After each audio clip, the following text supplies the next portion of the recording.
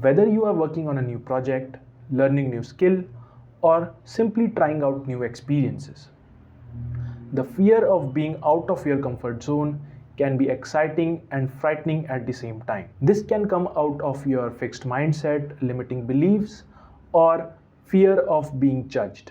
Regardless whether you are in or out of your comfort zone, one thing that certainly helps in any situation is to keep experimenting.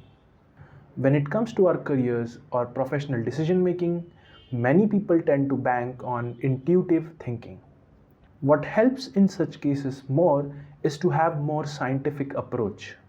The scientific method of discovery is considered as one of the most rigorous ways of acquiring new knowledge. The scientific method involves formulating a hypothesis, performing an experiment, measuring the results, and refining the hypothesis based on the experimental findings. You see, scientific experiments are not designed to succeed. They are designed to explore the question and potentially increase the knowledge about the problem more.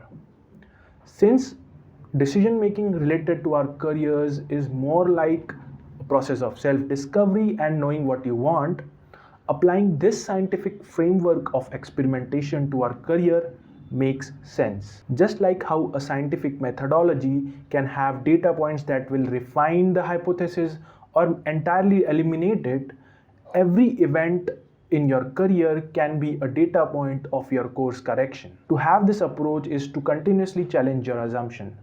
Just like how an outcome of scientific research might be complete elimination of initial hypothesis, this might result in you realizing that the trajectory of career you were on might not completely match with your life objectives and principles. To implement this approach, you need to have an all-round perspective about your opportunities.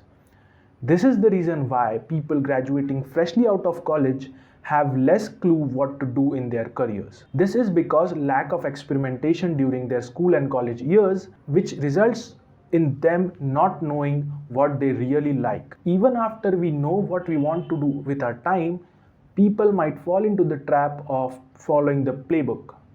It is possible to replicate some part of the success of people by taking the exact steps that they took.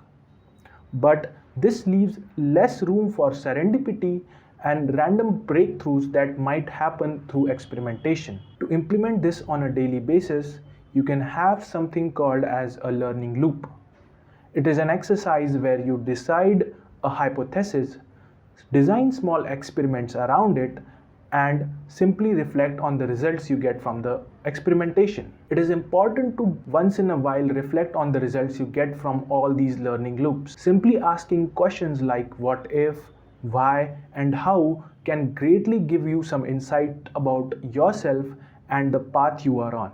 Regardless of where you are in your career, this exercise can greatly help you decide and take better decisions simply by experimenting on a smaller level. That's it for today, guys. I will see you next time when we will talk about something else related to career design and productivity.